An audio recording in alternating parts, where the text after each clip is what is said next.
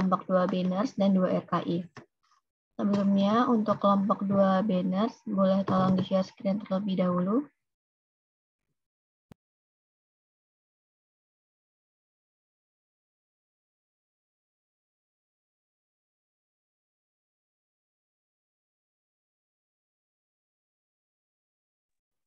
Ya, baik. Untuk kelompok 2B, di sini mereka akan memaparkan mengenai prinsip dan upaya pencegahan penularan. Bisa dilanjut. Untuk anggota kelompok, ada Atika Sarmanda Aulia, lalu ada Laili Fridayuni, lalu ada Kotrunada Puspa Anindya, lalu ada Winda Astari Suharja. Bisa dilanjut. Baik, untuk selanjutnya saya kembalikan kepada kelompok untuk memaparkan materinya. Terima kasih. Baik, yang pertama ada cara menggunakan alat proteksi diri. Selanjutnya.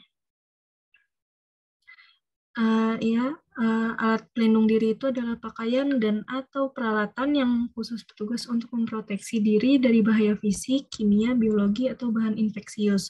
Tujuannya ini melindungi kulit dan membran mukosa dari risiko pajanan darah, cairan tubuh, eksekreta, kulit yang tidak utuh, dan selaput lendir dari pasien ke petugas dan sebaliknya. Jadi, APD ini digunakan sebagai pelindungan ya, melindungi dari penularan antara pasien ke petugas dan petugas ke pasien, seperti itu. Selanjutnya.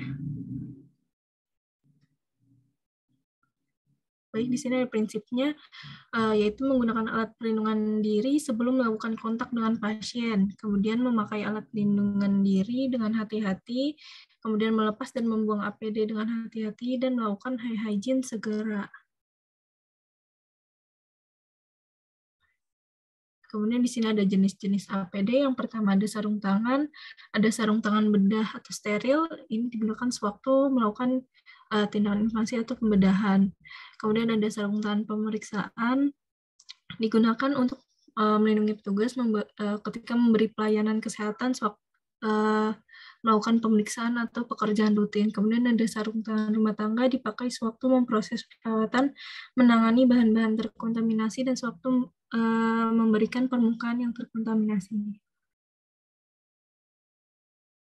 Kemudian ada jenis-jenis APD yang selanjutnya itu adalah masker, yaitu melindungi wajah dan membran mukosa mulut dari cipratan darah dan cairan tubuh dari pasien atau permukaan lingkungan udara yang kotor, dan melindungi pasien atau permukaan lingkungan udara dari petugas pada saat batuk atau bersin. Kemudian ada gaun pelindung. Ini digunakan untuk melindungi baju petugas dari kemungkinan paparan atau percikan darah atau cairan tubuh, sekresi, ekskresi, atau melindungi pasien dari paparan pakaian petugas pada tindakan steril, tindakan atau penanganan alat yang memungkinkan pencemaran atau kontaminasi pada pakaian petugas seperti ketika membersihkan luka, tindakan bedah, perawatan gigi, segera ganti gaun atau pakaian kerja jika terkontaminasi cairan tubuh pasien atau darah. Kemudian ada goggles atau perisai wajah. Tujuan pemakaiannya itu melindungi mata dan wajah dari percikan darah, cairan tubuh, sekresi, dan ekskresi. Indikasi pemakaiannya itu pada saat tindakan operasi, pertolongan persalinan dan tindakan persalinan, tindakan perawatan gigi dan mulut, percampuran B3 cair, dan lain-lain. Kemudian ada sepatu pelindung. Tujuannya itu melindungi kaki petugas dari tumpahan atau percikan darah atau cairan tubuh lainnya dan mencegah dari kemungkinan tusukan benda tajam atau kejatuhan alat kesehatan. Indikasinya itu penanganan pemulasaran jenazah, penanganan limbah, tindakan operasi, pertolongan dan tindakan persalinan, dan penanganan niren. Selanjutnya.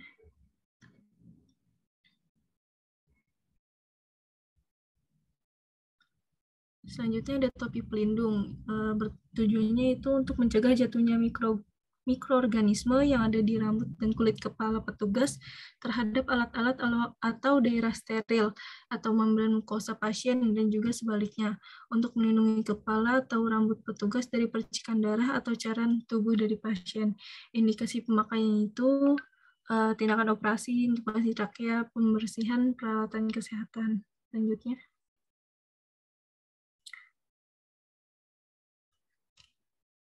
Kemudian ada pelepasan APD. Yang pertama itu melepaskan sepasang sarung tangan, kemudian melakukan kebersihan tangan atau hand hygiene, kemudian melepaskan apron, kemudian perisai wajah atau Google,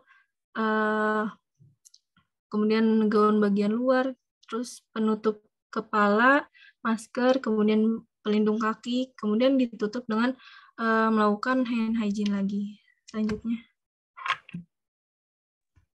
Selanjutnya ada pembuangan limbah. Limbah padat rumah sakit adalah sebuah limbah rumah sakit yang berbentuk padat akibat kegiatan rumah sakit yang terdiri dari limbah medis, padat, dan non-medis. Menurut keputusan Menkes RI nomor 1204, Permenkes SKX 2004, yaitu limbah non-medis adalah limbah padat yang dihasilkan dari kegiatan luar medis yang berasal dari dapur, perkantoran, taman, dan halaman yang dapat dimanfaatkan kembali apabila ada teknologi penyimpanannya pada tempat sampah berplastik hitam. Next. Selanjutnya, kalau limbah medis itu ada limbah medis infeksius dan limbah patologi, penyimpanannya pada tempat sampah berplastik kuning. Nomor 2 ada limbah farmasi atau obat kadaluarsa, penyimpanannya pada tempat sampah berplastik coklat. Yang ketiga ada limbah sitoktosis, penyimpanannya pada tempat sampah berplastik ungu. Yang keempat ada limbah medis padat tajam, contohnya pecahan gelas, jarum suntik, pipet, dan alat medis lainnya, penyimpanannya pada safety box atau kontainer. Yang kelima ada limbah radioaktif, penyimpanannya pada tempat sampah berplastik merah. Next. Selanjutnya ada prinsip dasar dan prosedur. Cara terbaik untuk mengurangi resiko terjadinya penularan adalah dengan menjaga agar sampah medis tersebut tetap tertutup dengan rapat. Ada beberapa prinsip dasar dan prosedur yang dapat membantu pencapaian tujuan pengurangan dari pemakaian. Yang pertama ada sampah dikemas dengan baik. Yang kedua ada menjaga agar sampah tetap dalam kemasan dan tertutup rapat serta menghindari hal-hal yang dapat merobek atau memecahkan kontainer limbah. Yang ketiga ada menghindari kontak fisik dan limbah. Yang keempat ada menggunakan alat pelindung perorangan, yaitu sarung tangan, masker, dan sebagainya. Yang kelima ada usahakan agar sedikit mungkin memegang limbah. Yang terakhir ada membatasi jumlah orang yang berpotensi untuk tercemar. Next. Selanjutnya ada pengaruh sampah rumah sakit terhadap lingkungan dan kesehatan. Yang pertama ada gangguan kenyamanan dan estetika. Berupa warna yang berasal dari sindemen, larutan, bau fenol, eutrofikasi, dan asal dari bahan kimia organik. Yang kedua ada kerusakan harta benda, yaitu dapat disebabkan oleh garam-garam yang terlalu terlarut seperti korosif dan karat, air yang berlumpur dan sebagainya yang dapat menurunkan kualitas bangunan di sekitar rumah sakit. Yang ketiga ada gangguan atau kerusakan tanaman dan binatang. Dapat disebabkan oleh virus, senyawa nitrat, bahan kimia, pestisida, logam nutrien tertentu, dan fosfor. Yang keempat ada gangguan terhadap kesehatan manusia, dapat disebabkan oleh berbagai jenis bakteri, virus, senyawa-senyawa kimia, pestisida, serta logam seperti Hg, Pb, dan Cd yang berasal dari bagian kedokteran gigi. Next.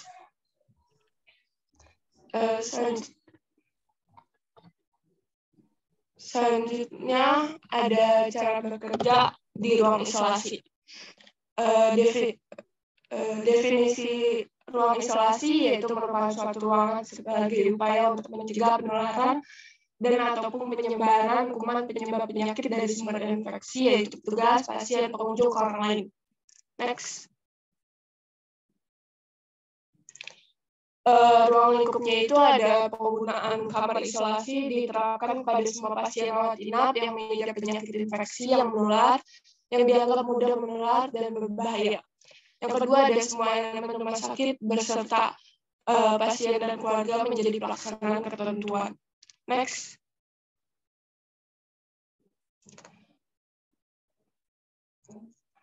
Selanjutnya ada prinsip-prinsip isolasi. Yang pertama, yaitu setiap pasien dengan penyakit infeksi menular dan dianggap berbahaya dirawat di ruang terpisah dari pasien dan lainnya yang mengidap penyakit bukan infeksi. Yang kedua itu penggunaan APD, yaitu alat pelindung diri, diterapkan kepada setiap pengunjung dan petugas kesehatan terhadap pasien yang dirawat di kamar isolasi. Yang ketiga, ada pasien yang rentan infeksi seperti pasien luka bakar, pasien dengan penurunan sistem imun dikarenakan pengobatan atau penyakitnya, dirawat di ruang isolasi rumah sakit. Yang keempat, ada pasien yang tidak termasuk kriteria di atas, dirawat di ruang rawat biasa. Yang terakhir, ada pasien yang dirawat di ruang isolasi dapat dipindahkan ke ruang rawat. Ke ruang rawat inap biasanya apabila telah dinyatakan bebas dari penyakit atau menurut petunjuk dokter penanggung jawab pasien. Next.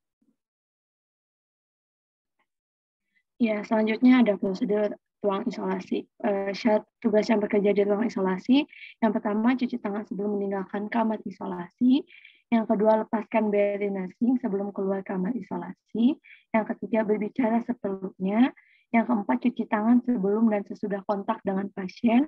Yang kelima, pergunakan beri nursing seperti pakaian khusus, topi, masker, sarung tangan, dan sendal. Yang keenam, ada cuci tangan sebelum masuk kamar isolasi. Yang ketujuh, kuku perawat itu harus pendek. Yang kedelapan, tidak memakai perhiasan. Yang kesembilan, pakaian rapi dan bersih. Yang ke-10 ada mengetahui prinsip aseptik dan antiseptik, dan yang 11 harus sehat. Kemudian ada prosedur keluar ruang perawatan isolasi. Yang pertama, adanya ruang ganti khusus pelepasan alat pelindung diri atau APD. Yang kedua, pakaian bedah atau masker tetap dipakai. Yang ketiga, lepaskan pakaian bedah dan masker di ruang ganti pakaian umum. Masukkan dalam kantung binatu berlabel infeksius. Kemudian yang keempat, mandi dan cuci rambut keramas. Yang kelima, sesudah mandi kenakan pakaian biasa. Dan yang terakhir, pintu keluar dari ruang perawatan isolasi harus terpisah dengan pintu masuk. Next. Dan selanjutnya. Ya, yang ketiga ada cara bekerja di ruang steril atau ruang operasi. Definisi ruang steril atau operasi. Kamar operasi adalah suatu unit khusus di rumah sakit yang berfungsi sebagai tempat untuk melakukan tindakan pembedahan secara elektif maupun akut yang membutuhkan kondisi steril dan kondisi khusus lainnya menurut Kemenkes 2012.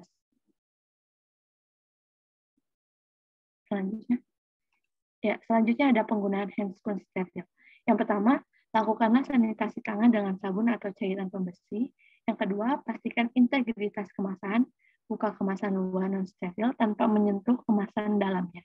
Yang ketiga, letakkan kemasan dalam yang steril pada permukaan rata yang bersih dan kering tanpa menyentuh permukaan kemasan steril. Yang keempat, ada menggunakan ibu jari dan jari telunjuk sebagai salah satu tangan, pegang sarung tangan pada bagian ujung yang terlipat. Yang kelima, ada masukkan tangan lain ke dalam sarung tangan dengan satu gerakan tunggal, biarkan lipatan sarung tangan pada daerah pergelangan tangan. Kemudian yang keenam, ambil sarung tangan kedua dengan cara menyelipkan jari-jari tangan yang telah menggunakan sarung tangan ke dalam lipatan manset sarung tangan kedua. Kemudian yang ketujuh, dengan satu gerakan tunggal, masukkan tangan yang belum memakai sarung tangan ke sarung tangan berikutnya untuk menghindari kontak atau sentuhan antara tangan yang telah memakai dengan area tangan yang belum terpakai. Kemudian ke-8 adalah bukalah lipatan pada manset dengan menyelipkan jari-jari tangan di bawah lipatan Hindari kontak atau sentuhan dengan permukaan selain luar tangan, sarung tangan. Dan yang terakhir ada tangan yang telah memakai sarung tangan hanya boleh menyentuh area dan alat-alat yang telah disterilkan serta area tubuh pasien yang telah didisinfeksi. Next. Selanjutnya ada melepaskan handscoon steril. Lepaslah sarung tangan pertama dengan menggunakan tangan lainnya. Buka dengan cara melipat bagian dalam keluar sampai daerah sendi jari kedua. Jangan melepas seluruh sarung tangan. Lepaskan sarung tangan kedua dengan melipat bagian terluarnya menggunakan tangan yang telah terlepas sebagian sarung tangannya. Lepaslah sarung tangan dengan melipat bagian dalam keluar hingga sarung tangan terbuka seluruhnya. Pastikan tangan hanya bersentuhan dengan bagian dalam sarung tangan. Lalu buang sarung tangan pada tempat sampah medis dan lakukan sanitasi tangan dengan sabun atau cairan pembersih. Next. SOP bekerja di ruang isolasi. Yang pertama, persiapan tindakan operasi.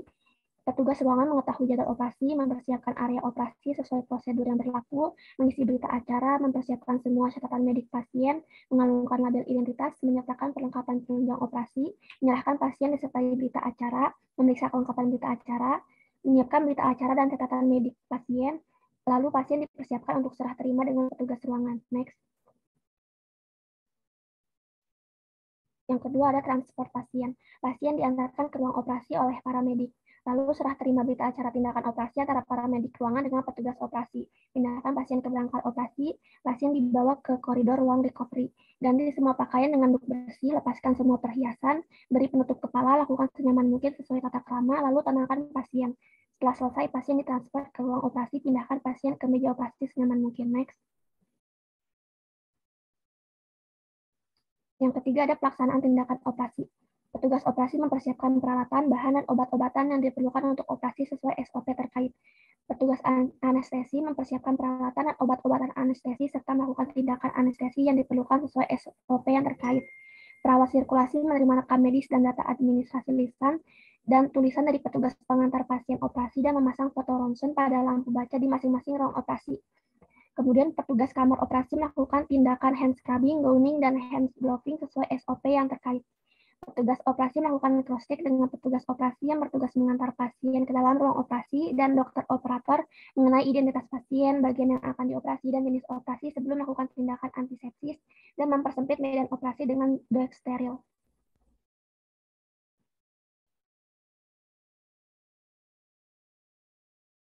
Kemudian dokter operator dan petugas operasi melakukan tindakan operasi sesuai indikasi dan SOP terkait. Setelah operasi selesai, petugas operasi membuat laporan operasi, petugas anestesi membuat laporan anestesi, dan perawat sirkulasi mendata alkes dan obat-obatan habis pakai, serta mengumpulkan ketiga dokumen tersebut dalam rekam medis pasien. Kemudian pasien dipersiapkan untuk menjalani observasi dan perawatan di ruang pemulihan.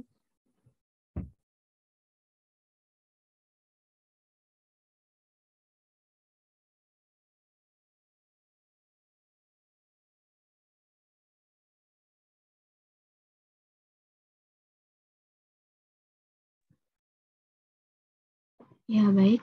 Terima kasih kepada kelompok atas pemaparannya.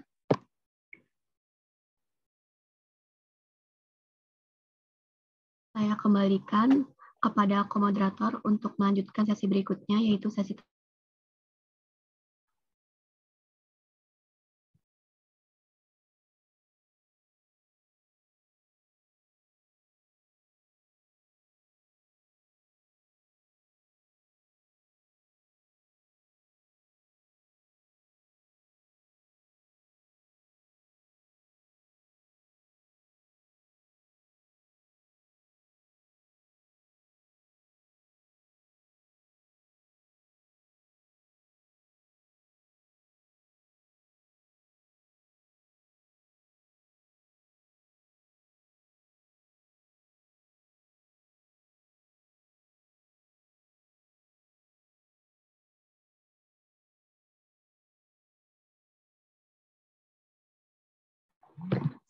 Ya, baik. Mohon maaf rekan-rekan semua. Untuk selanjutnya dilanjutkan terlebih dahulu untuk memaparkan materi dari kelompok RKI terlebih dahulu, biar nanti untuk sesi tanya jawab kita akan berada di akhir. Untuk kelompok RKI, boleh tolong di-share screen materinya.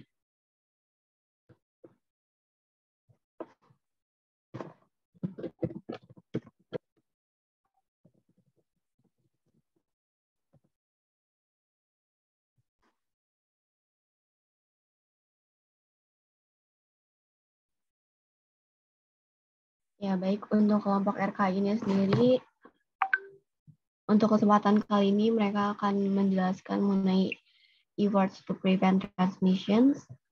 Next, please. And for the group members, there are Evan Skizito, Faisa Salmaweka, Hertinayu Indriaswari, Hilda Silvi Widiana. Next, please. Oke, baik. Selanjutnya dilanjutkan pemaparan dari kelompok. Terima kasih.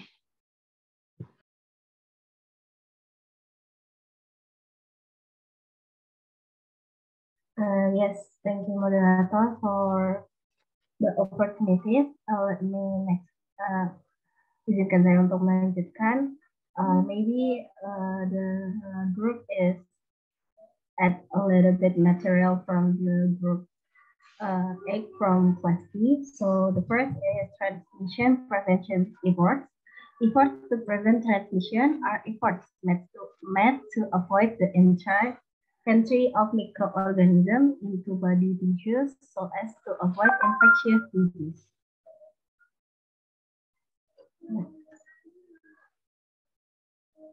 So the transmission prevention measures, nurse are the health workers who are the largest in number and the longest in contact with patients. So they are very risky with their work, and do not forget about the occupational safety and health, or K3. As health workers, nurses have a number of roles in carrying out their duties in accordance with existing rights and authorities. Next.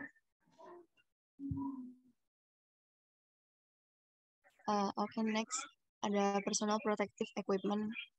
Bisa di next. Personal protective equipment. Universal precaution is the prevention of disease transmission from health workers and vice versa. Disease contamination that occurs in the hospital environment can be prevented by increasing the safety and discipline of nurses in using personal protective equipment, and that applies to all nurses in all service units. Bisa di next. Types of PPA. Pertama ada shirting to protect both hands. Kedua ada dress or aprons to protect skin and clothing. Ketiga ada surgical robe to protect the skin and clothing when performing surgery inside the operating room. Keempat ada mask or respirator to protect the mouth or nose.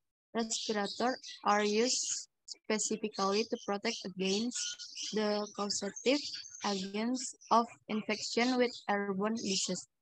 Kelima ada glasses to protect the eyes. Dan yang terakhir itu ada face shield to protect the face, nose, and eyes. In determining what PPA needs to be used, we must pay attention to several factors, including the type of exposure that needs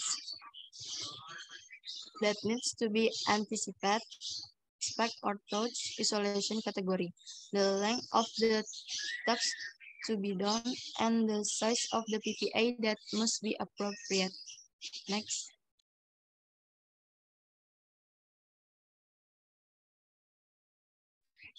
Principle of use of PPA. First, wear it before contact with the patient, generally worn before entering the patient treatment room. Second, wear PPA carefully so that the PPA does not become a medium for transmitting infection. Third, remove and carefully remove the PPA. Take off as soon as possible after coming out of the treatment room. The respirator is removed outdoors. And last, as soon as possible, do hand hygiene. Next.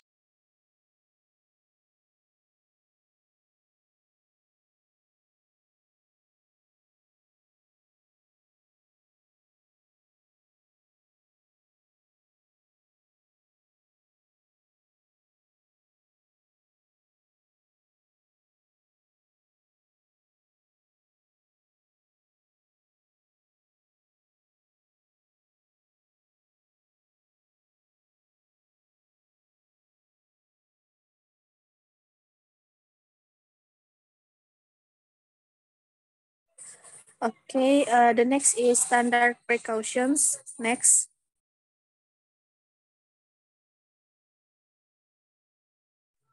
Isolation room. Isolation room is a special room located in a hospital to treat patients with certain medical conditions, namely infectious diseases that are transmitted through the air, and diseases that cause an extreme decrease in body resistance. Next.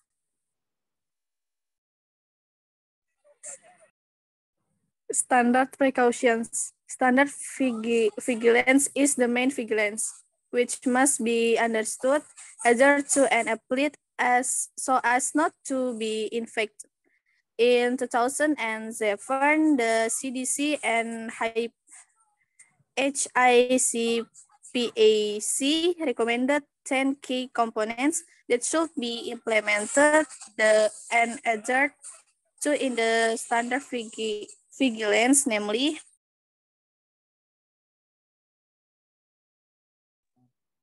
A. Hand hygiene. B. Self-containment.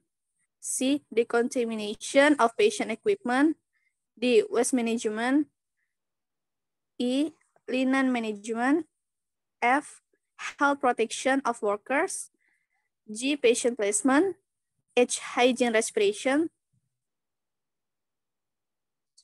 I. Self-injecting practice. G. Safe lumbar practice.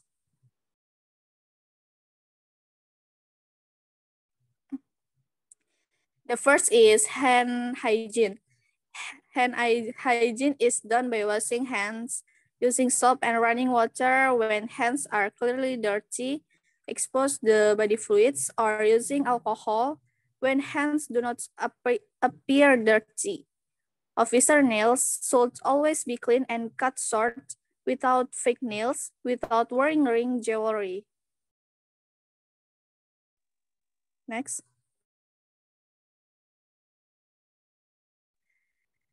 Decontamination of patient equipment. In the decontamination of patient care equipment, the management of used equipment for patient care contaminated with blood or body fluids. Pre-cleaning, cleaning, disinfection, and sterilization is carried out in accordance with standard operating procedure as follows. 1. Soak used equipment in water and detergent or enzymes, and then clean it using a sponge before high-level disinfection or DTT or sterilization is carried out. Equipment that has been used for infectious patient must be decontaminated first before being used for other patients. Make sure that disposable equipment is disposed of and destroyed according to the principle of proper disposal of garbage and waste. This also applies to repeatedly used tools if they are to be discarded. For used tools to be reused after cleaning with a sponge in DTT with 0.5% chlorine for 10 minutes. Contaminated non-critical equipment can be disinfected using 70% alcohol. Semi-critical equipment is disinfected or sterilized, while critical equipment must be disinfected and sterilized. For large equipment such as ultrasound and X-ray, the surface can be decontaminated after use in an isolation room.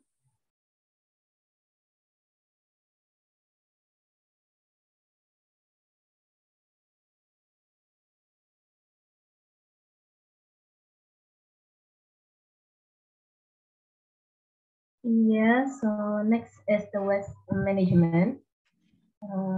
So first is waste type identification. So in general, medical waste is divided into solid, liquid, and gaseous, while the category of solid medical waste consists of sharp objects, infectious waste, pathology waste, cytotoxic waste, pressure tube waste, genotoxic waste, pharmaceutical waste, waste with heavy metal content, chemical waste, and radioactive waste. And the next is waste separation. Waste separation begins at the beginning of the waste produced by separating waste according to its type, like infectious waste, non-infectious waste, or waste of sharp objects, or maybe liquid waste. And the three is the container of the temporary shelter of infectious. So the container of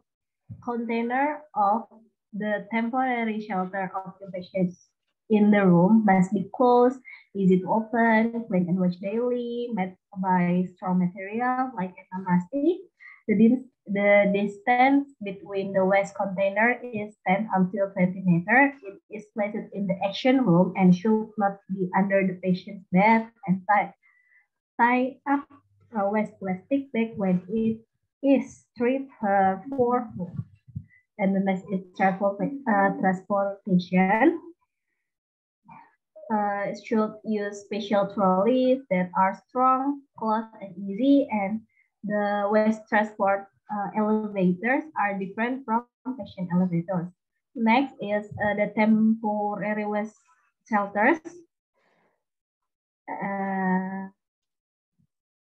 Temporary shelters or shelters waste before being taken to the disposal shelter, plus the waste in the plastic bag and tie in firmly.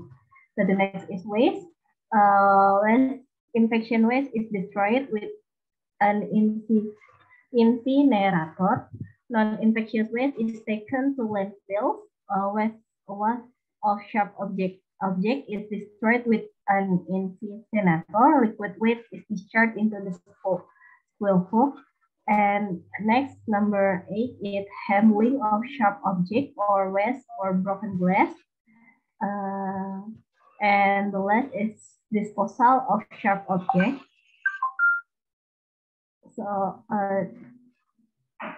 sharp objects container are medical waste and must be put in a medical bag before incineration. Next. So this is, okay, next is the linen management. So linen management, linen is divided into dirty linen and contaminated linen. Contaminated linen is linen that is exposed to blood or other body fluids, including sharp objects. The management of linen that has been used should be done carefully. This concern includes the use of appropriate PPE equipment and regular hand sanitizing according to standard precautionary guidelines. And health protection of workers, conduct periodic health checks on all officers, both health workers and non-health workers. Health facilities must have a policy for management due to needle of sharp objects used by patients, which contain, among others, who should be contacted when an accident occurs, and the examination and the consultation needed by the officer concerned. Next. Yeah, the next is patient placement. Patient placement should be separate between infection patient and non-infectious patient.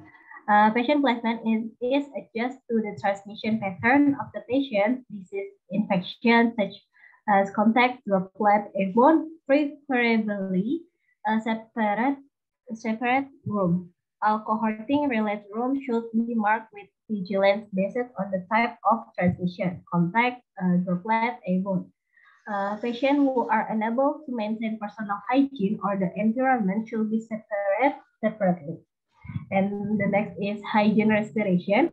Apply to everyone, especially in case of infection with airborne and droplet types of transmission. Healthcare facilities must providing washing facilities such as sink with running water, tissue, liquid soap, infectious bins, and surgical masks. Next. Next is safe inoculancy practices. Disposable sterile syringes and syringes for each injection also apply to the use of multi-dose pills to prevent the onset of microbial contamination when the drug is used in other patients. Do not forget to throw used syringes and syringes into place correctly.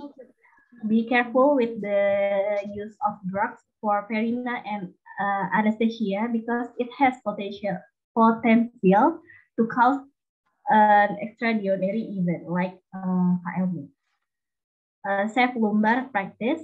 All officers must wear surgical masks, clean gowns, sterile gloves when perform lumbar puncture, penalty anesthesia or epidural, or install central clean catheter. The use of surgical masks on officer is needed so that there are no oropharyngeal flora droplets that can cause meningitis bacteria. Next.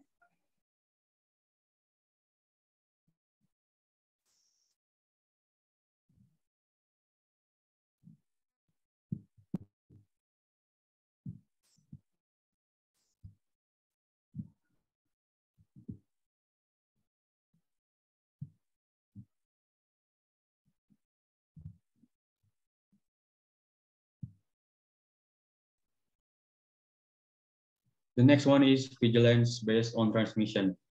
Transmission-based vigilance in addition to the standard vigilance exercise before the patient is diagnosed and after being diagnosed with the type of infection.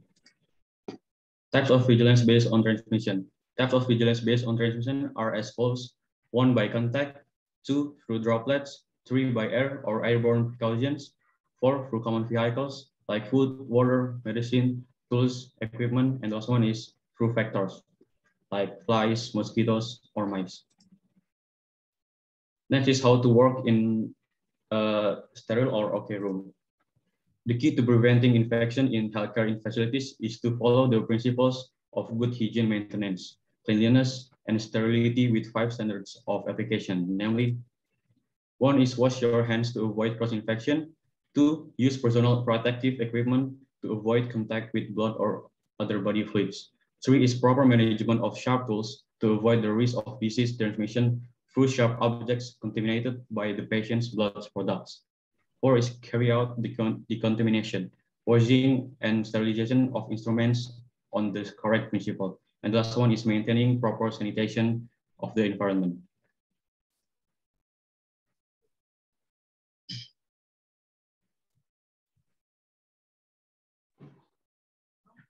Okay,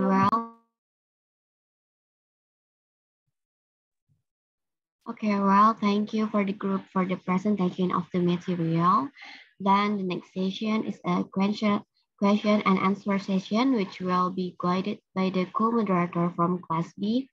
Delares Sagita is welcome to guide this question and answer sessions. Thank you.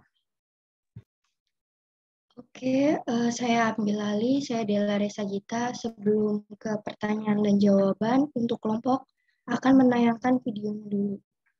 Dari kelas B, videonya silakan.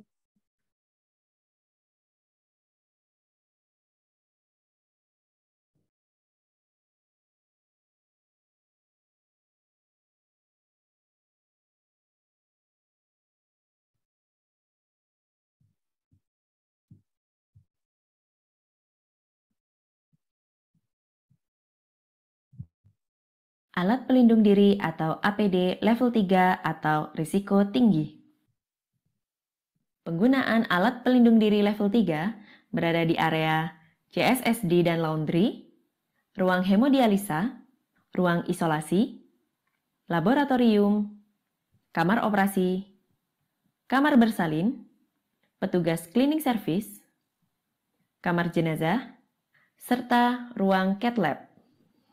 Alat pelindung diri lengkap yang terdiri dari sarung tangan lapis luar, gaun pelindung coverall, penutup kepala, masker N95, goggles, face shield, sepatu boots, sarung tangan lapis dalam.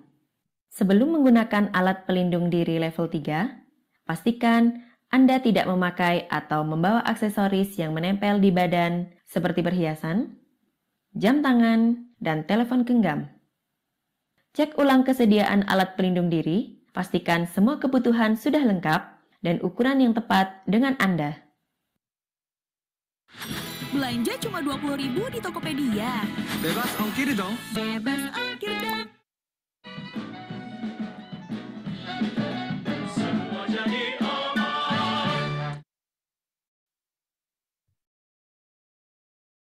Lakukan cuci tangan 6 langkah dengan hand rub atau menggunakan sabun dan air mengalir. Pastikan sela-sela jari dan punggung tangan Anda tercover dengan baik.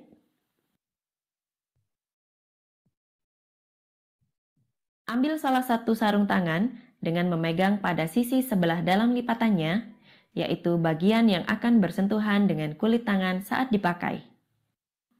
Saat memasang sarung tangan, pastikan ujung sarung tangan terentang sejauh mungkin ke arah pergelangan tangan Anda.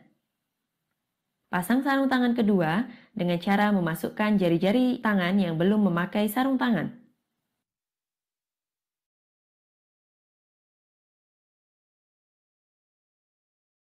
Pilih coverall sesuai ukuran.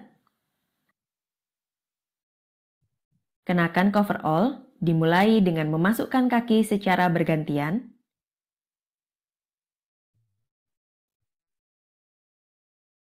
kemudian lengan tangan secara bergantian,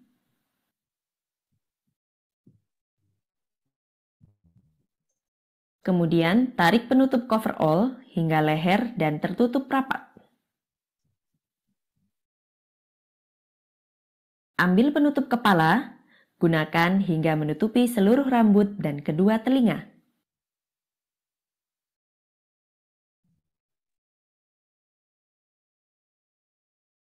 Pastikan rambut Anda tidak mengganggu di daerah wajah, leher, dan punggung.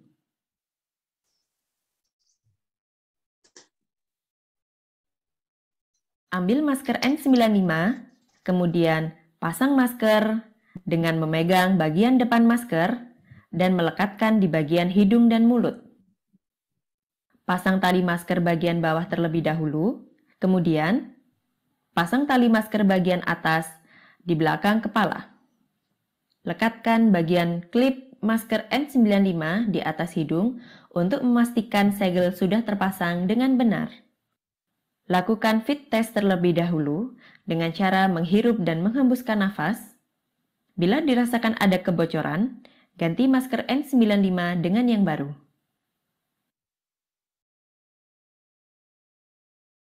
Pasang kacamata pelindung atau goggle dengan memegang bagian gagang atau talinya, kemudian lekatkan hingga menutupi area mata.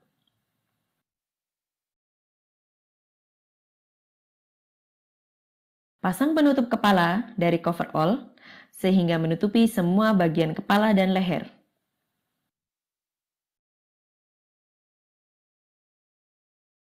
Pasang pelindung wajah atau face shield dengan memegang bagian gagang face shield hingga menutupi seluruh wajah dan dagu.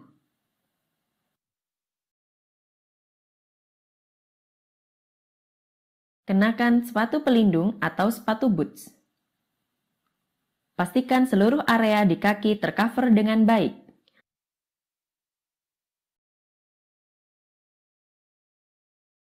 Pasang sarung tangan kedua hingga menutup seluruh tangan hingga pergelangan.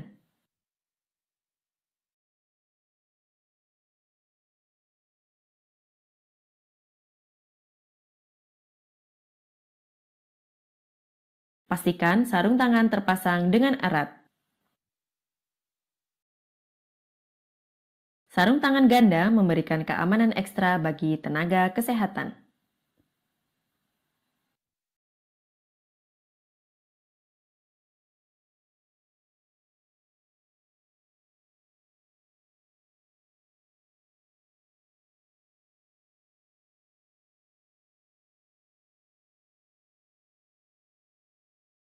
Tata cara melepas alat pelindung diri atau APD level 3.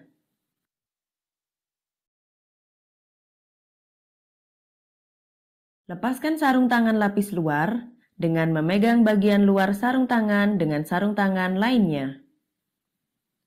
Pegang sarung tangan yang telah dilepas dengan menggunakan tangan yang masih memakai sarung tangan.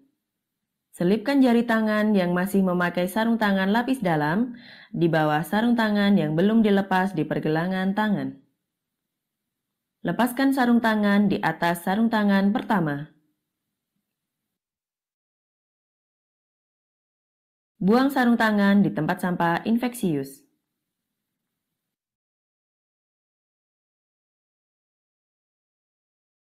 Lakukan kebersihan tangan dengan 6 langkah cuci tangan menggunakan hand rub.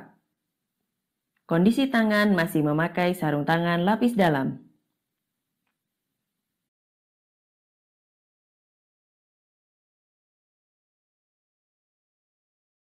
Lepaskan sepatu boot satu persatu.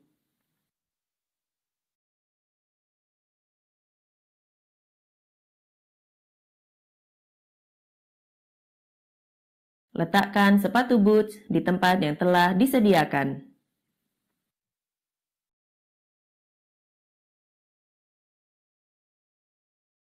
Lakukan kebersihan tangan dengan 6 langkah cuci tangan menggunakan hand rub. Kondisi tangan masih memakai sarung tangan lapis dalam.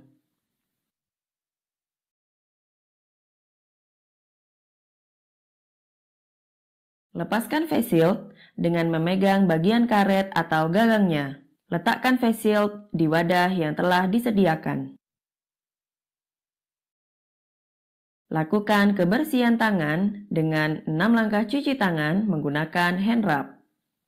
Kondisi tangan masih memakai sarung tangan lapis dalam.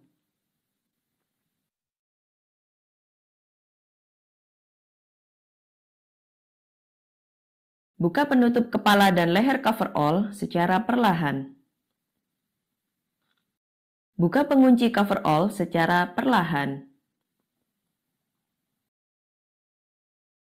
Lepaskan coverall mulai dari ujung lengan, tarik secara perlahan sampai bagian bahu. Tarik sisi satunya secara perlahan. Lepaskan bagian kaki coverall secara bergantian dan perlahan.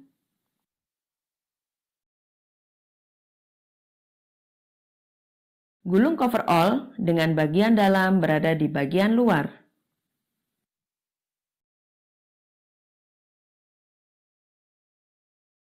Masukkan coverall ke dalam tempat yang telah disediakan. Bebas jalur bebas minyak luber. Pakai Ethnis Gel dan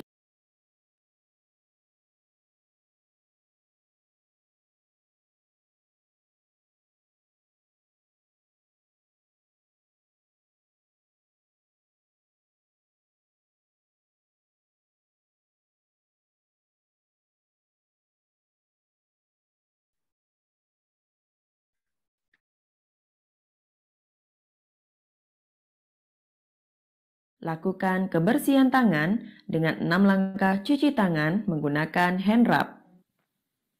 Kondisi tangan masih memakai sarung tangan lapis dalam. Lepaskan Google dengan memegang bagian tali tanpa memegang bagian depan Google. Masukkan Google ke tempat yang sudah disediakan. Lakukan kebersihan tangan dengan 6 langkah cuci tangan menggunakan hand rub. Kondisi tangan masih memakai sarung tangan lapis dalam.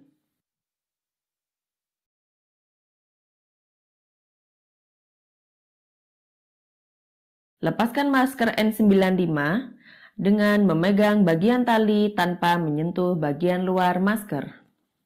Masukkan masker N95 ke dalam tempat yang telah disediakan.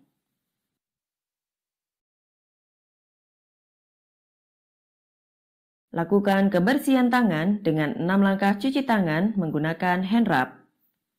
Kondisi tangan masih memakai sarung tangan lapis dalam.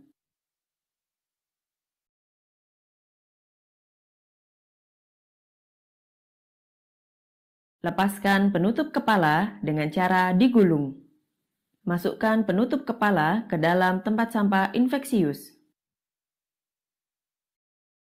Lakukan kebersihan tangan dengan 6 langkah cuci tangan menggunakan hand rub.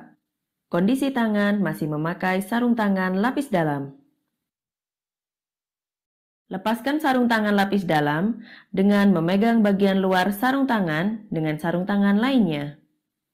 Genggam sarung tangan yang telah dilepas dengan menggunakan tangan yang masih memakai sarung tangan. Selipkan jari tangan yang sudah tidak memakai sarung tangan di bawah sarung tangan yang belum dilepas di pergelangan tangan. Lepaskan sarung tangan di atas sarung tangan pertama. Buang sarung tangan di tempat sampah infeksius. Lakukan kebersihan tangan dengan 6 langkah cuci tangan menggunakan hand rub atau menggunakan sabun dan air mengalir. Pastikan sela-sela jari dan punggung tangan Anda tercover dengan baik.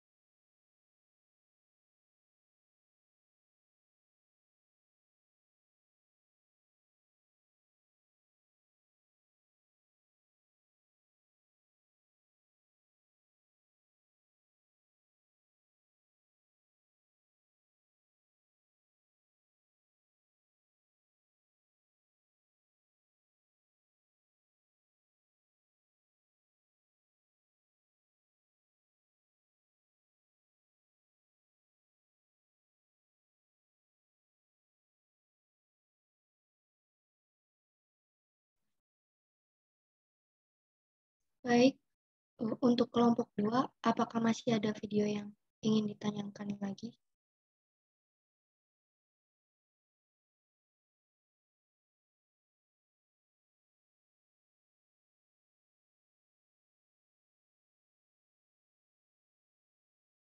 Ya, izin masuk moderator.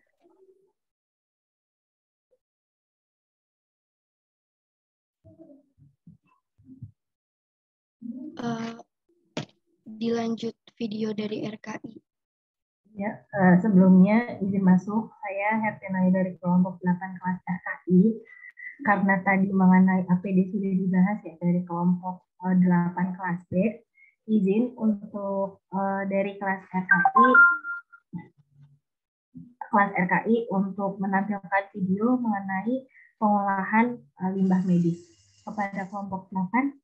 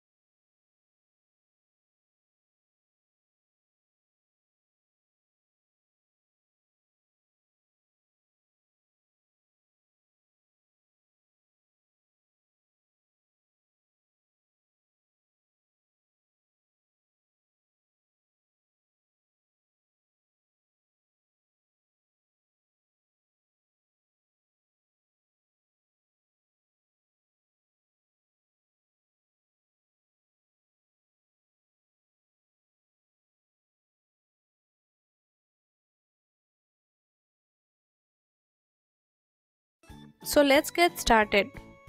Any waste which is generated during diagnosis, treatment, and other medical activities are known as biomedical waste.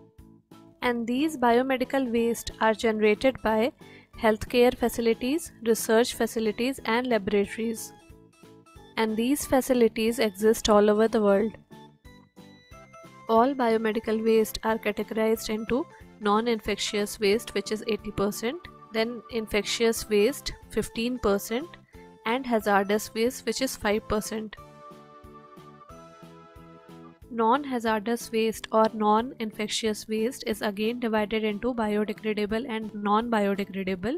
Infectious waste are those waste which are generated during patient care, like dressing, swabs, and laboratory waste. Toxic or hazardous waste include radioactive substances, chemicals, and pharmaceuticals. And there are various categories of person who are exposed to risk of getting infection if biomedical waste are handled improperly. These are sanitation workers, medical and paramedical staffs, patients, general public, and environment. They can get infected by inhalation of the infected dust particles, intact or non-intact skin and mucous membrane, by ingestion of contaminated food or water, and by ingesting food with unwashed hands. So a question arises, can we handle this? The answer is yes. If we treat all human blood, body fluids, and other potentially infectious material as infectious or potentially hazardous, and by wearing proper personal protective equipments. Color coding of biomedical waste is necessary to differentiate and quantify the waste generated at each point within the hospital, and to determine the type of disposal to be carried out. These color codes are yellow, red, black, blue, and white. Let's talk about yellow bin. Any anatomical waste like appendix, gallbladder, or placenta, plaster of Paris, any cotton waste, dressing material, paper or cloth contaminated with the body fluids, surgical caps and face masks, cytotoxic expired and discarded medicines, microbiological and biotechnical lab waste. Waste from the yellow categories are divided into biohazardous and cytotoxic. The biohazardous one are pre-treated with autoclave and then discarded into non-chlorinated yellow bags. For the cytotoxic one, if sodium hypochlorite is not available, cytotoxic waste are discarded into non-chlorinated yellow bags labeled with C. C means cytotoxic. If sodium hypochlorite is available, it is pre-treated with 10% sodium hypochlorite solution and discarded into ETP or STP. Now coming to red bin, it includes surgical gloves, IV sets, catheter, dialysis kits, syringe without needles, IV bottles, and urine bags. These wastes are cutted, mutilated, and discarded in non-chlorinated red bags. Now coming to black bin. These wastes are general wastes and handled by municipalities. It is again divided into biodegradable wastes and non-biodegradable wastes. It includes green bin, which contains biodegradable waste like organic matter, and blue bin, which includes non-biodegradable waste like paper, cans, plastic bags, and bottles. Now coming to blue bin, it includes both glass and metals. Glass includes broken glasses, lab slides, ampules, glass petri dish, and metal includes metallic nails, metallic body implants, and scissors. These wastes are disinfected with 1% sodium hypochlorite solution and discarded in a blue box. If by chance blue box is not available, it is discarded in any card box with blue marking. Now coming to white translucent box, it includes syringe with fixed needles, surgical blades, needles, and scalpels. So here sharps are cut and shredded into white translucent puncture-proof disposable container. The new guidelines has excluded the use of sodium hypochlorite because of its toxic fumes formation. Biomedical waste are divided into 10 categories. The details of these categories are given in website and its link is given below in the description box. And these 10 categories are again simplified in color coding, where yellow bags include category 1, 2, 3, and 6, which are incinerated or deeply buried. Red bags include categories 3, 6, and 7, which are autoclaved, microwaved, or chemically treated. Blue and white boxes includes category 4 and 7, which is treated same as red bag, plus it is subjected to destruction and shredding. Black bag includes categories 5, 9, 10. It is disposed in secured landfill and municipal dump. So this is the final slide which summarizes all. Black bag include general waste. Red bag includes infected plastics. Yellow bag include infected wastes. Blue bag include glasswares and metals. And white translucent box contains sharps. Hope this video will help you. Thank you guys. Please like, share and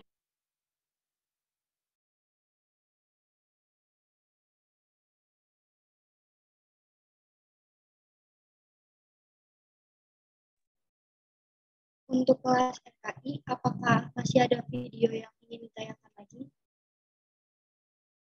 Izin masuk moderator. Untuk video mungkin sudah cukup, bisa selanjutnya bisa saya serahkan kepada moderator. Ya, karena di kolom chat sudah banyak pertanyaan. Pertanyaan akan saya pilih untuk kelas B terlebih dahulu. Dan untuk RKI, jika ada yang bertanya bisa chat di kolom chat ya. Yang pertanyaan pertama untuk kelas B dari kelompok 6, pertanyaannya yaitu terkait dengan penggunaan APD, apa saja kriteria yang dapat dijadikan pertimbangan agar kita tidak salah memilih kualitas dari APD tersebut? Dan bagaimana jika kualitas dari APD yang telah disediakan oleh pelayanan kesehatan tidak memenuhi ketentuan persyaratan sebagai APD yang sesuai dengan prinsip dan prosedurnya? Yang kedua, ada pertanyaan dari perwakilan kelompok 10. Yang pertanyaannya dijelaskan, tadi kan dijelaskan di PPT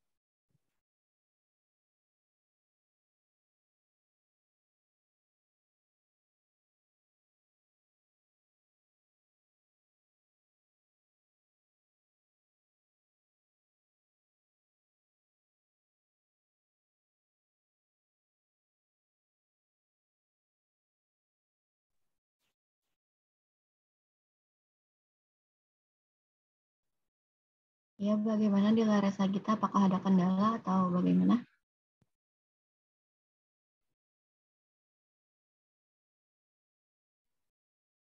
Mungkin kelompok bisa menjawab satu pertanyaan yang tadi dulu.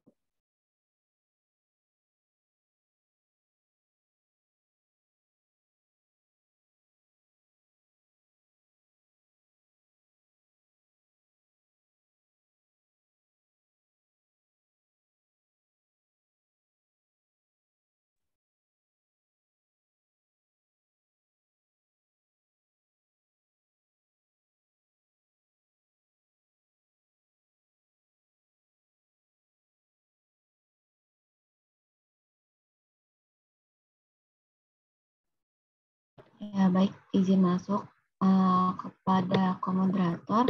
Mungkin bisa dilanjut untuk membacakan pertanyaan selanjutnya dulu untuk menunggu kelompok menjawab pertanyaan yang sebelumnya. Terima kasih. Interupsi moderator. Kita waktunya tinggal sedikit lagi ya. Jadi satu sesi 3 pertanyaan aja, 3 pertanyaan untuk kelompok B, kemudian 3 pertanyaan untuk RKI, gitu ya. Nah itu sebutin aja pertanyaannya apa, nanti masing-masing terus menjawab, gitu ya, yang dipilih oleh komoderator. Ya lanjut.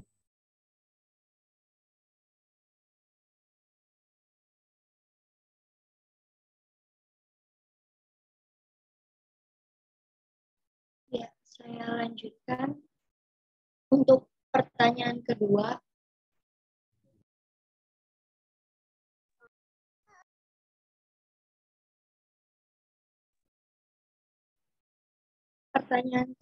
dari perwakilan kelompok 10, pertanyaannya yaitu tadi kan dijelaskan di PPT penggunaan isolasi diterapkan kepada semua pasien rawat inap yang mengidap penyakit menular yang dianggap mudah menular dan berbahaya.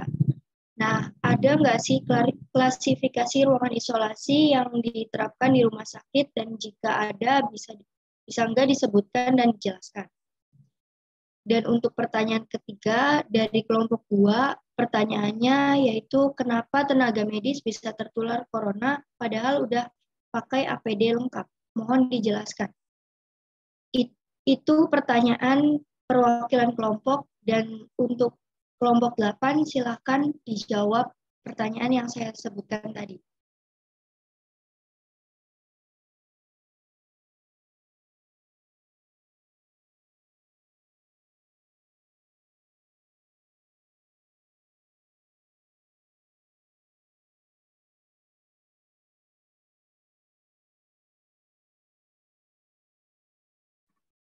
Baik, moderator izin masuk.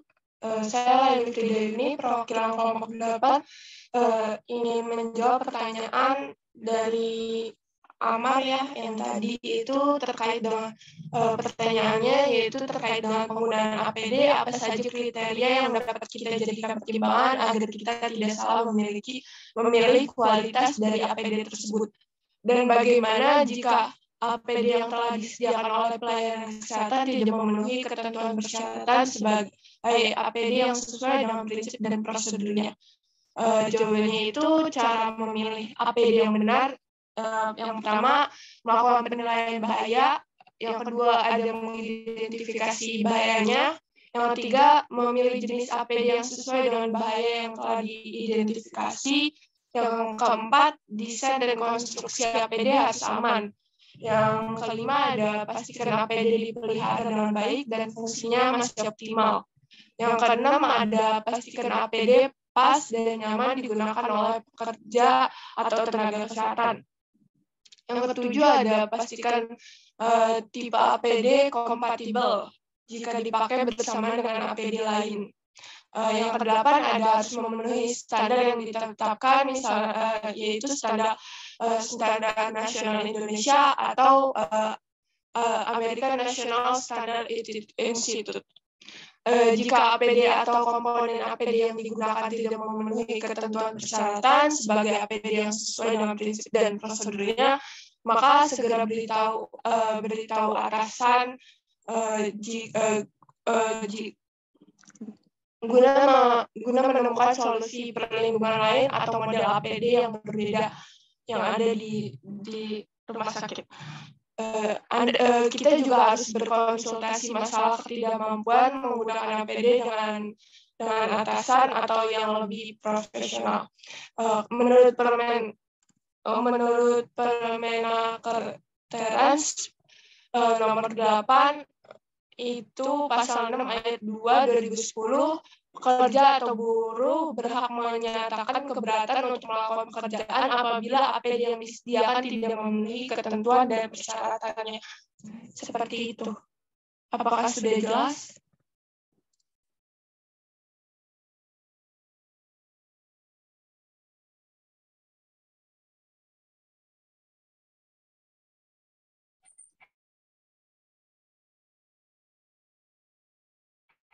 Sudah jelas, Laili. Terima kasih.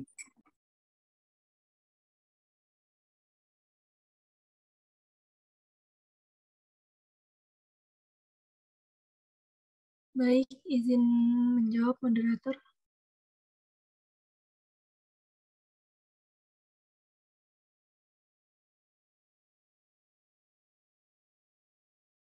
Ya, baik, izin ya moderator untuk menjawab.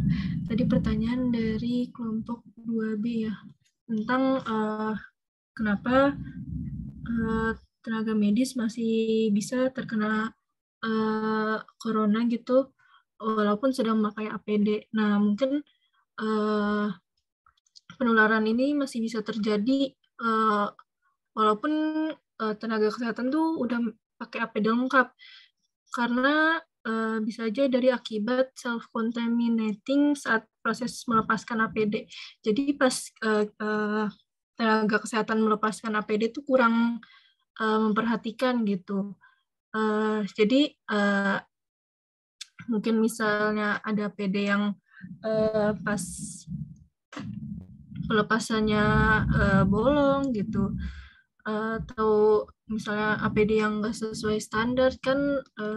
Pernah juga tuh pas corona APD tuh kayak jatuhnya tuh kayak kurang gitu.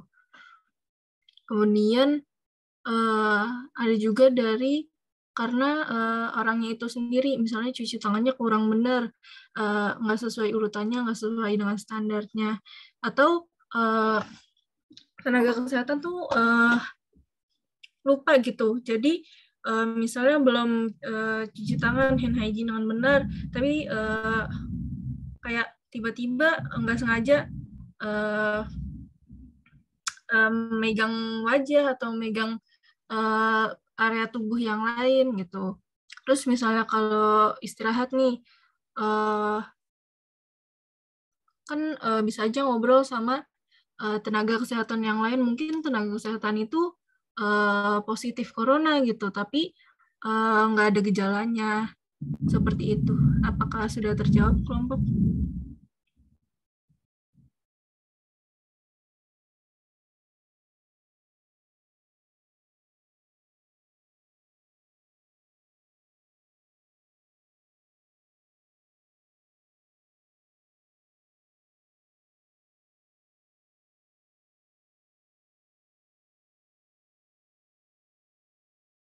Ya, sepertinya dilanjut aja untuk pertanyaan selanjutnya.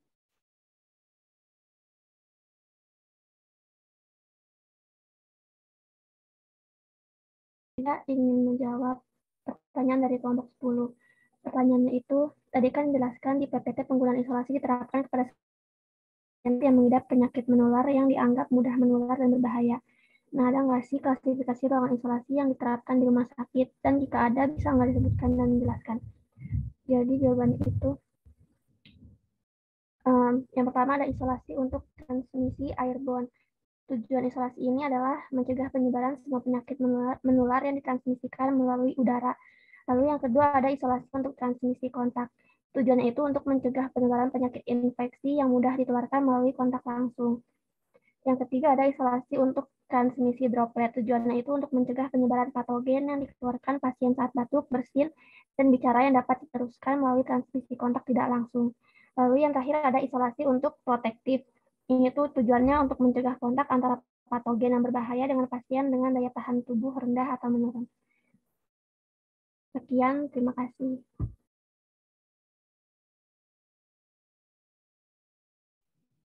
Baik, selanjutnya dilanjut pertanyaan untuk RKI karena yang bisa dijawab hanya 3 pertanyaan. Saya akan pilih pertanyaannya. Yang pertama, pertanyaan dari perwakilan kelompok 6, yaitu pertanyaannya, jika terdapat pasien infeksius dengan keadaan gawat darurat dan harus diberikan tindakan sesegera mungkin, apakah sebaiknya kita menggunakan APD terlebih dahulu atau langsung memberikan tindakan pasien?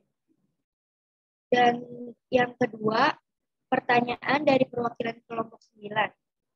Pertanyaannya, seperti yang kita tahu di saat pandemi COVID-19, seperti ini kan perawat dalam menangani pasien yang terpapar COVID sendiri menggunakan APD, yaitu hazmat suit, masker, dan sebagainya. Akan tetapi tetap saja banyak perawat yang tertular COVID, apakah padahal sudah memakai APD tersebut, di mana notabene untuk mencegah terjadinya penularan.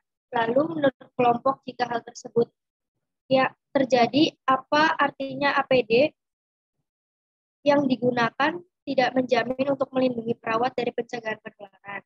Serta apa saja faktor yang menyebabkan hal tersebut terjadi dan tindakan pencegahan yang benar seharusnya bagaimana?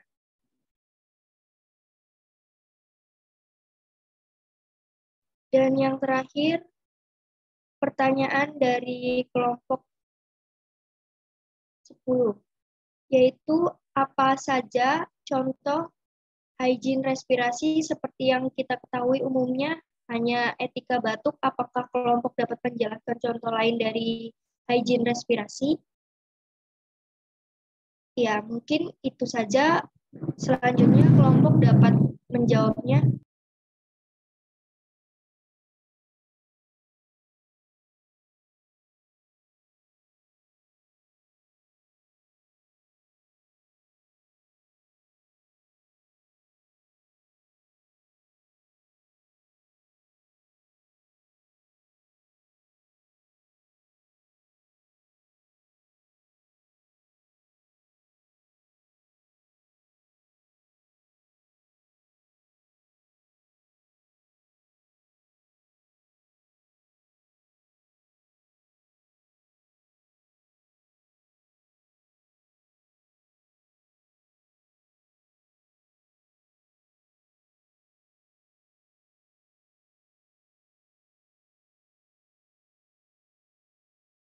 Ya, izin masuk moderator.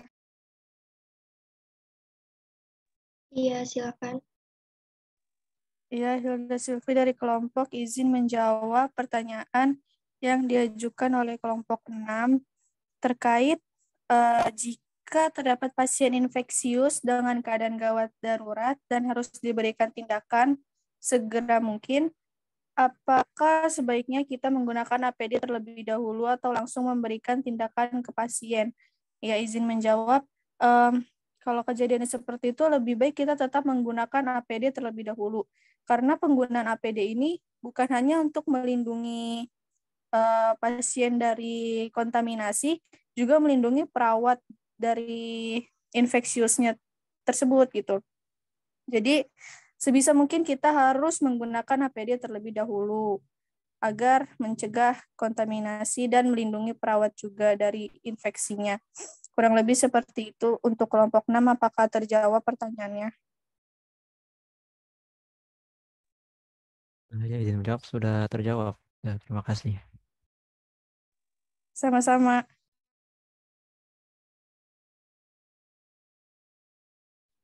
Dilanjut jawaban selanjutnya.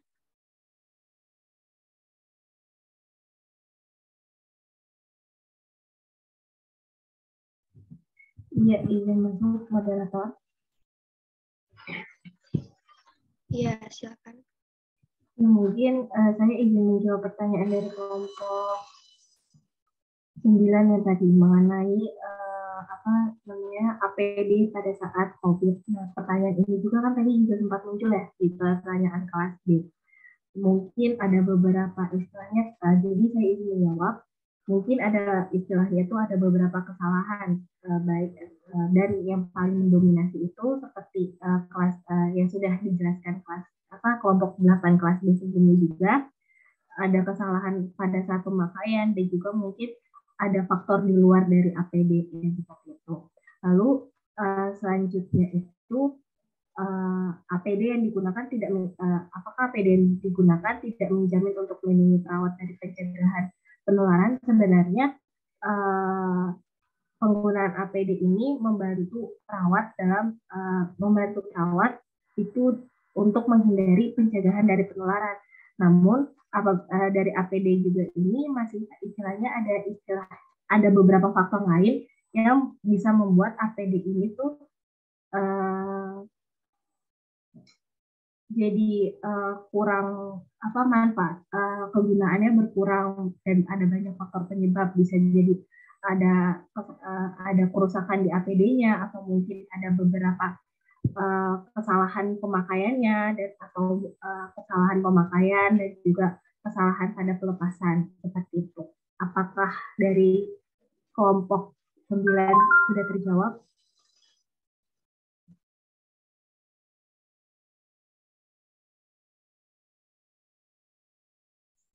Iya, sudah. Terima kasih kelompok.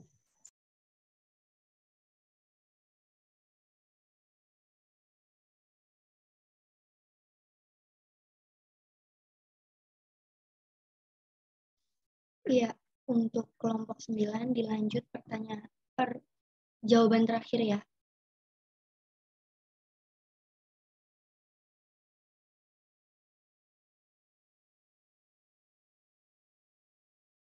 Iya, mungkin saya izin masuk lagi, moderator. Iya, silakan Hertinayu.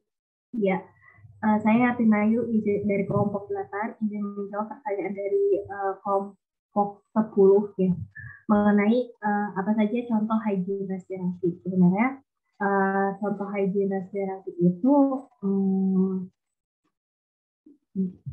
bukan hanya maksudnya etika ada ya, selain dari etika batuk, misal kayak ada fasilitas misal seperti edukasi misal teman-teman habis bersihin terus kayak ditutup kan, biasanya seperti itu, ditutup pakai tisu, lalu pembuangannya tidak sembarangan yang kayak gitu. Dari salah satu cara untuk caranya untuk hygiene respirasi itu ada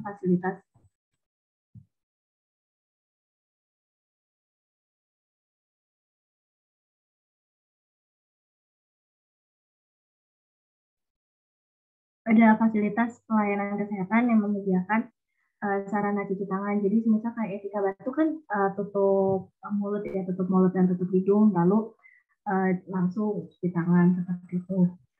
Lalu juga apabila maksudnya hygiene respirasi juga contoh lainnya itu misal teman-teman melihat nih ada orang lain itu dia tuh batuk atau dia tuh bersin-bersin tapi si orang ini tuh kayak nggak pakai masker lah ya istilahnya yang kayak gitu. Mungkin dari teman-teman itu bisa ngasih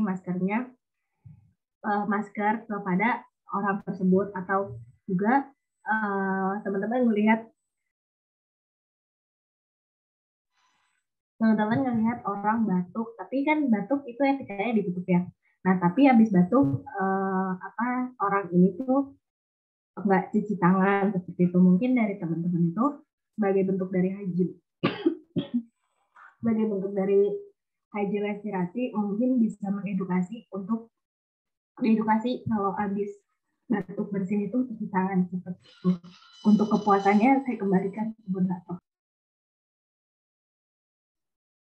Iya, semua pertanyaan sudah dijawab ya. Demikian presentasi dari kelompok 8 RKI dan 8B. Mohon maaf jika ada kata yang kurang dimengerti. Untuk selanjutnya saya serahkan kepada Ibu Sri Juwita Ningsih. Ya, terima kasih. Baik, moderator harusnya ngasih conclusion ya. Oke, lanjut aja lah ya. Waktunya kita udah sangat mepet sekali dan ini masih ada kegiatan yang lanjut. Jadi kalau kita lihat tadi, Kori topiknya apa sih kita ya hari ini? Kori. Iya Ibu. Tapi kita hari ini apa?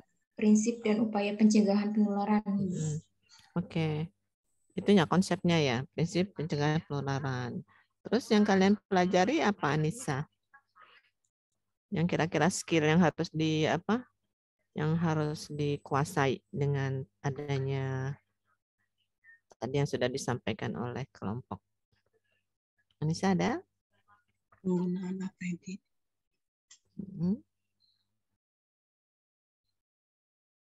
Terus cara melepas APD-nya. Cara menggunakan APD di ruang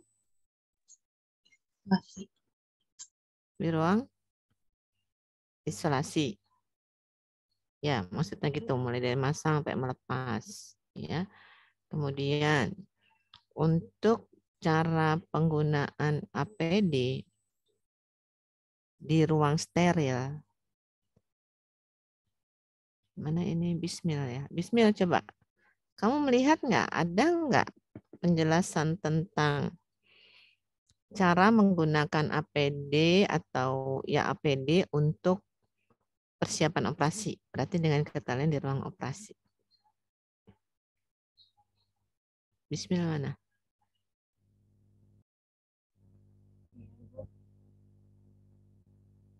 Apakah suara saya terdengar? Kayaknya jauh ya. Ya, apa? Nggak apa-apa, bicara aja. Ini pun mohon maaf, jaringannya kurang stabil. Gimana? Kayaknya jaringan nggak bagus. Iya, mohon maaf Ibu, gimana ya? Ya, kayaknya oke, bismillah. Lanjut dulu, yang lain yang bisa bantu siapa? Amelia. Amelia monitor? Amelia. Amelia 1, Amelia 2, Amelia 3. Oke, Khadijah. Khadijah, monitor. Khadijah ada? Khadijah 1, Khadijah 2, Khadijah 3. Mana nih pada? Ya. Oke, siapa yang bisa memberikan tanggapan tentang bagaimana penggunaan APD di ruang operasi? Apakah sudah bisa didapatkan dari apa yang sudah dipresentasikan? Ada yang bisa memberikan ini? Zahro Tania.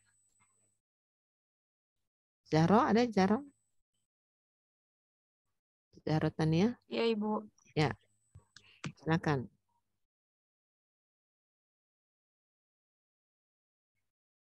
Jadi melihat nggak? Ibu cuma nanya aja apa yang kamu lihat tadi kok. Nggak usah mikir itu. Kamu lihat nggak dari paparannya kelompok? Bisa nggak menambah pengetahuan kamu tentang bagaimana menggunakan APD untuk di ruang operasi? Berarti steril semua. Sehingga bisa melihat perbedaan antara kita menyiapkan di ruang isolasi dan di ruang operasi. Harus tahu dua-duanya. Gimana, Zaro? Oke, Zaro masih mikir ya. Ruth Teresa. Ya, Ibu. Ya, gimana?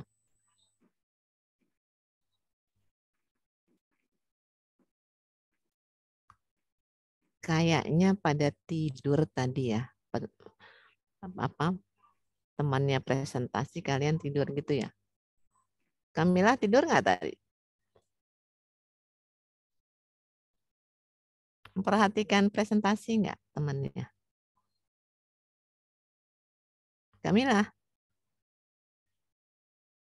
Kamila dengar?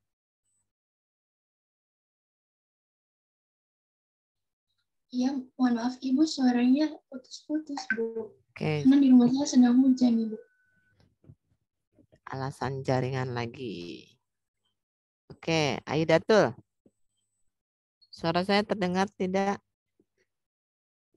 Kalau alasan jaringan putus-putus, itu dari tadi berarti dari A sampai Z ya situasinya seperti itu ya. Nggak bisa menangkap dong dengan kata lain. Ya, Aidatul. Coba Ibu hanya nanya simpel kok. Kalian mendengar nggak sih? Kalian belajar nggak sih tadi tentang bagaimana menggunakan APD di ruang operasi? Itu aja pertanyaannya, iya apa enggak gitu. Kalau iya apa yang udah kamu dapat? Aidatul. Aidatul 1, Aidatul 2, Aidatul 3. Udah berapa orang yang dijawab, yang dipanggil nggak nyaur? Tolong dicatat si pen ya. Coba Marsaniswa. Marsaniswa. Ya, Ibu. Ya. Apa yang kamu lihat? Dari penggunaannya itu misalnya kayak dari penggunaan sebelum kontak dengan pasien itu. Terus jadi Pertanyaannya, kamu melihat nggak? Kamu bisa belajar nggak bagaimana cara menggunakan APD untuk persiapan operasi? Dari apa yang sudah ditayangkan oleh kelompok. Iya, saya sempat melihatnya Ibu. Namun ada beberapa part yang saya rada lupa gitu Ibu dengan tata caranya gitu. Tadi melihat gambaran. Ya. Sekarang gini deh. ini nggak semata-mata hanya dipelajari gitu ya, terus dilupakan. Ini baru juga melihat. Makanya saya minta kalian sambil lihat, sambil mencatat itu ya. Berarti kalian nggak ada yang membuat resume saat ini. Kalau kalian baca, melihat, mendengar, dan menulis apa yang penting dari apa yang kalian lihat, nah itu pasti bisa menjawab ya.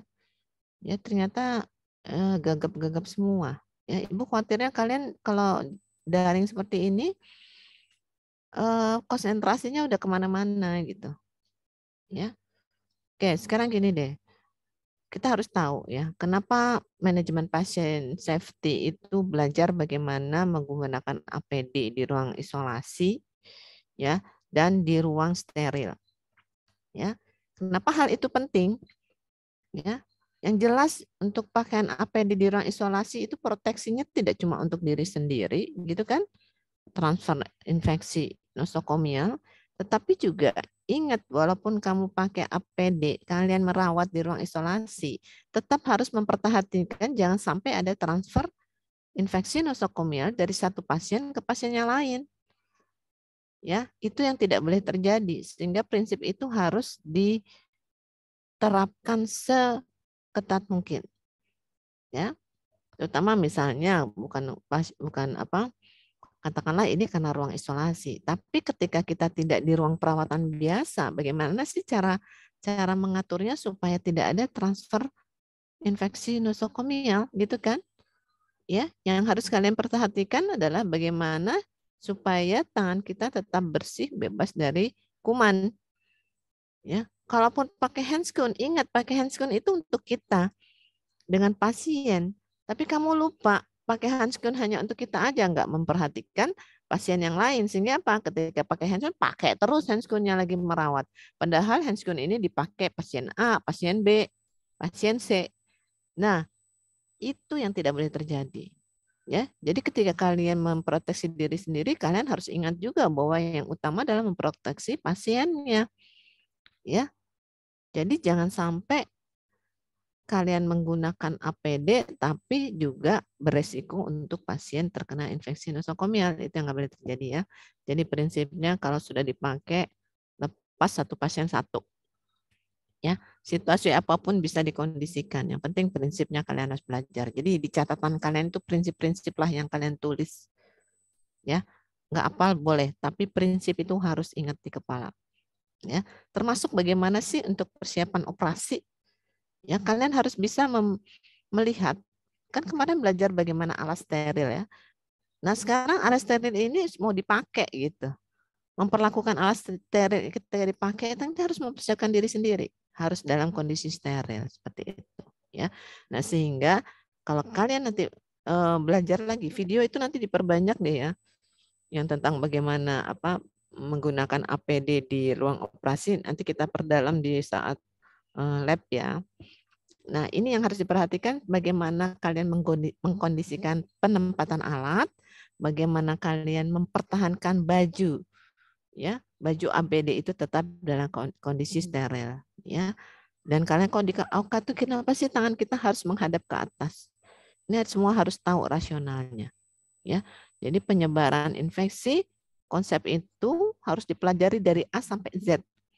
Ya, bagaimana sih nanti kriteria 6 tindakan yang harus kalian kuasai itu nanti di lab kita coba ulangi lagi ya. Nah sekarang intinya kalian nanti akan lanjut untuk di laboratorium itu untuk meningkatkan skill kalian ya. Bagaimana bisa mempertahankan pasien safety.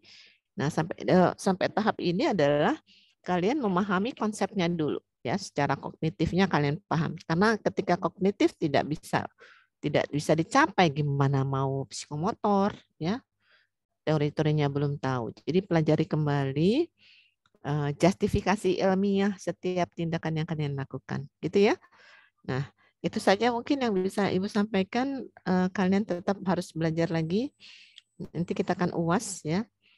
Dari UAS ini Ibu akan melihat kalau masih ada yang nilainya tidak mencukupi, maka yang pertama tergantung dari akademik ya, bagian akademik. Apakah diperkenankan untuk memperbaiki atau apa adanya, ya.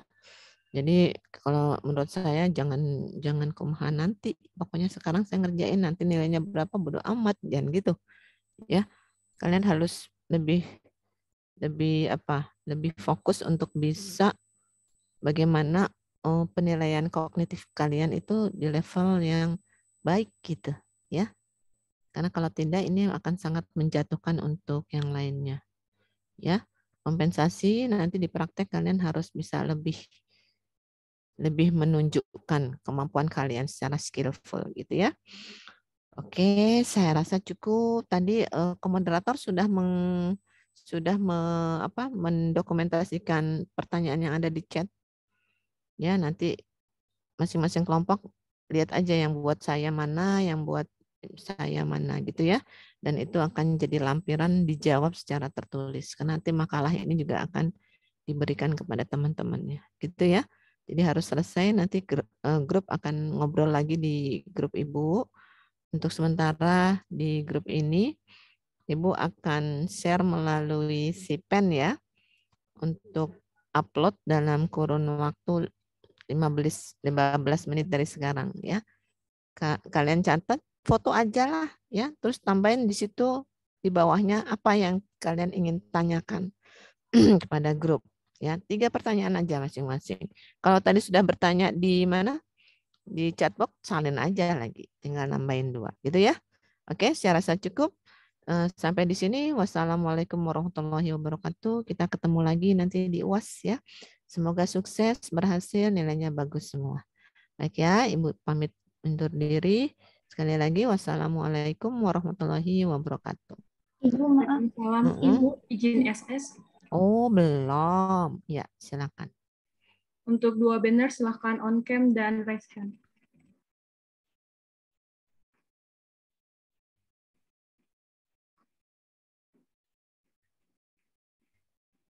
Dimohonkan kepada Ibu juga boleh ikut raise hand, Ibu. Oh, gimana caranya? Tunggu. Ya, udah. Baik. Slide pertama.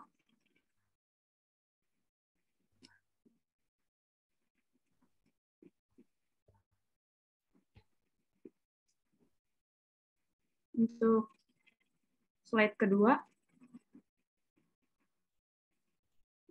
Ya, sudah baik, Ibu. Sudah. Ibu undur diri ya.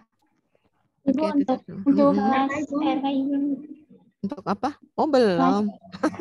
Ih, kamu teh kirain teh udah. Ya udah ya. Kelas RKI silakan raise hand ya.